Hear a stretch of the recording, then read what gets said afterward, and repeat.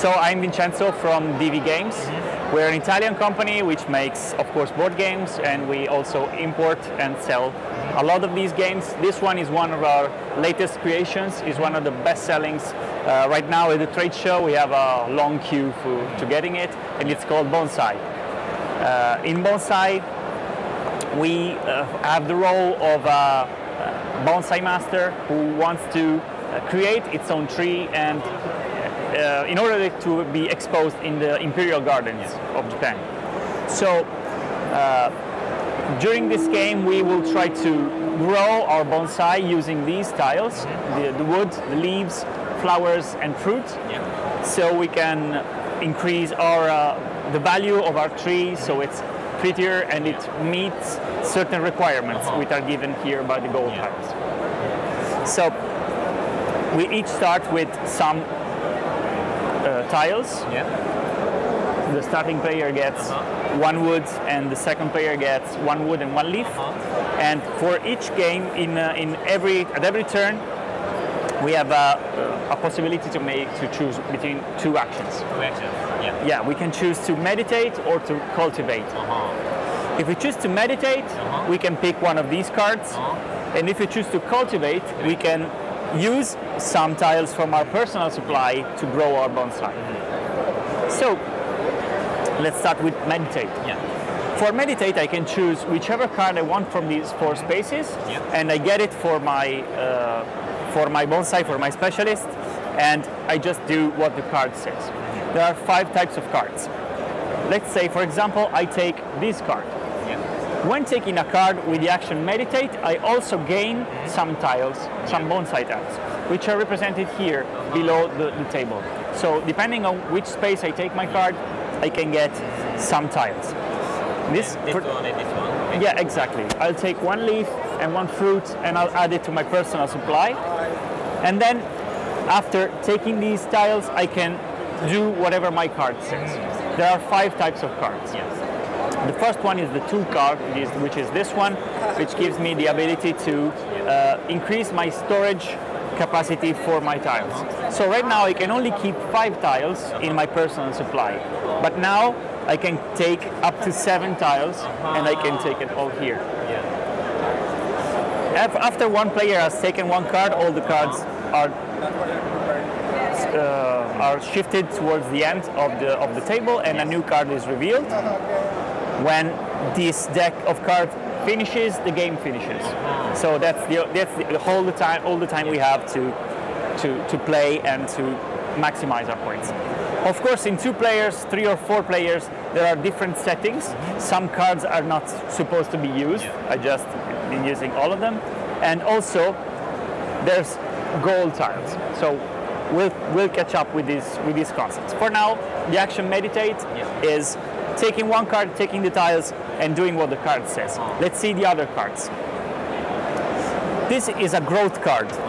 A growth card is placed on the right of our Seishi tile, and this gives us the ability, when choosing the other action, which is cultivate, we can place more tiles in our bonsai. So we'll dig it deeper into this later.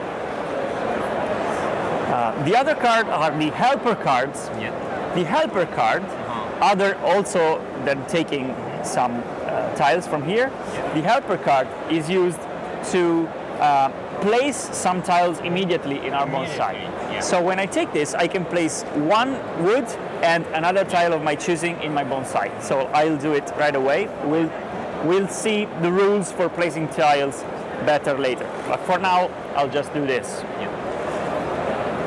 These other 3 types of cards, so not tool cards and not growth cards, the other 3 cards are kept in a space in front of us. They're used only at the end of the game because they might score us some points. But for the moment, they're not used for any other thing rather than what's written on it. The master card makes us pick other tiles from our supply. So in this case, I'll take one leaf and one flower, and also one wood and one flower for the space of the card. So I'll take 2 flowers, 1 leaf and 1 wood, and I'll pick them all in my supply. And of course this one too gets here. And finally, the last type of card is the parchment card.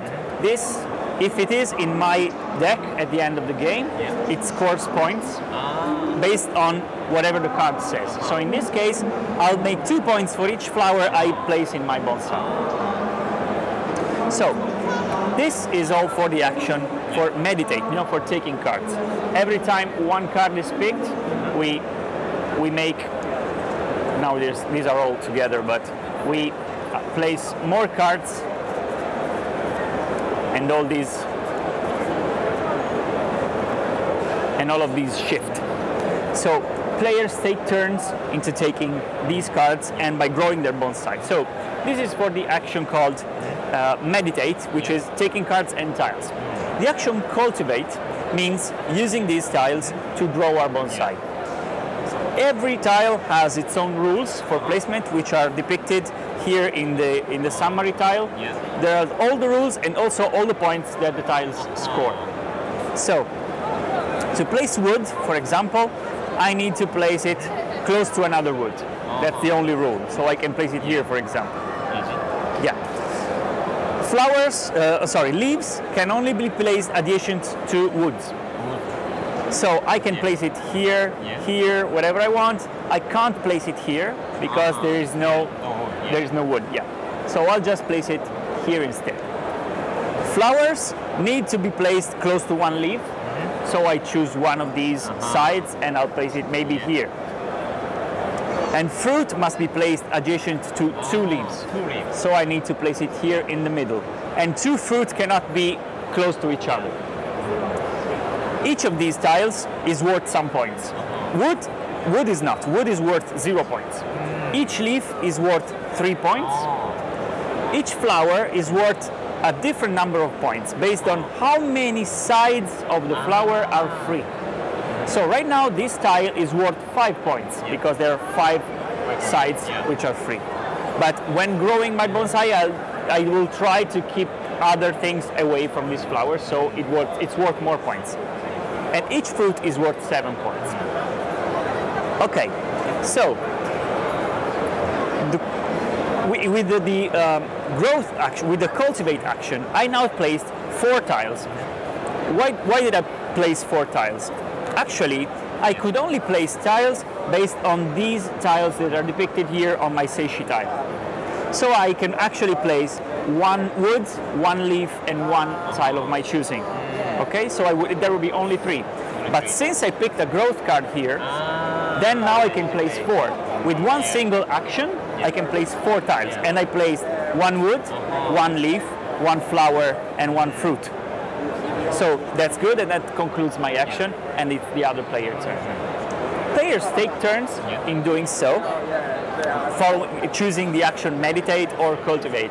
But there actually is one other thing that the players can do in their turn, and which is checking if they fulfill the requirement for these goal tiles. So if at any point I have 3 flowers on my bonsai, I could actually, right now these ones are worth not that many points. Of course, this one is just worth 1, 2, 3 points, for example. But if I have 3 flowers, in this case these are 3 flowers which are away from the pot. So for example, I just make this. So these are 3 flower tiles which are out of the pot. I meet the requirements for this goal, and I can take this one. It's worth 8 points for me. At the end of my turn, if I meet the requirements, I can take the goal tile. But if I want, I can choose not to pick this tile, and I can choose to aim for the higher one. But if I choose not to pick this one, I cannot take it in the rest of the game. So I forfeit it, and maybe just the other player can take it. And so only another, I can aim for this. But if the other player gets here first, he takes this, and I already didn't take this, so I'm over. Okay, so that's a race also for goals and for bonus points. There are different type of tiles, goal tiles in the game, for most wood, most flowers, and also for some spaces in which the tiles are to be placed. And this actually resembles the aspect of real bonsai trees, which are grown by bonsai experts, by bonsai masters. There's also a cascading style, vertical style. Yeah. So they're all accurate to the style of the game. Okay. Okay. Then you must introduce another game, Alibi, right? Yeah, I didn't have a copy for Alibi because it's a spoiler game, so I can just talk about this. Yeah. Alibi is a investigation game. Yeah. Alibi is a game where each player is inspired by murder party dinners. So each player actually takes the role of a character, which is a suspect in a murder case. And the players themselves are asked to connect all the information and ask each other things to figure out what happened really. So each player has, for each turn, has one card which says some things that the player should say, can talk about. For example, what was his relationship with the victim, what time did he get to the murder scene, and so on. And also in every card, so for every turn, there's a secret part, which the character should reveal to the other players only if asked. So only if you ask me the right question should I give away my secret for all the players to know. And as the game goes on, the story gets more and more complex because characters will reveal something that they previously didn't even know, because the game follows turn structure. So I could be the murderer, but I don't know it until the last very end. That is the big twist of this game. So everyone is playing, everyone is trying to blame someone else because naturally you cannot be the killer, right? But only in the end you could realize maybe it was me. So only at the end every player chooses one of the murder suspects or one of the other players, and only then the cards are revealed to see if the player is guilty or not. So maybe I'm so convinced of my innocence. Very interesting. Yeah.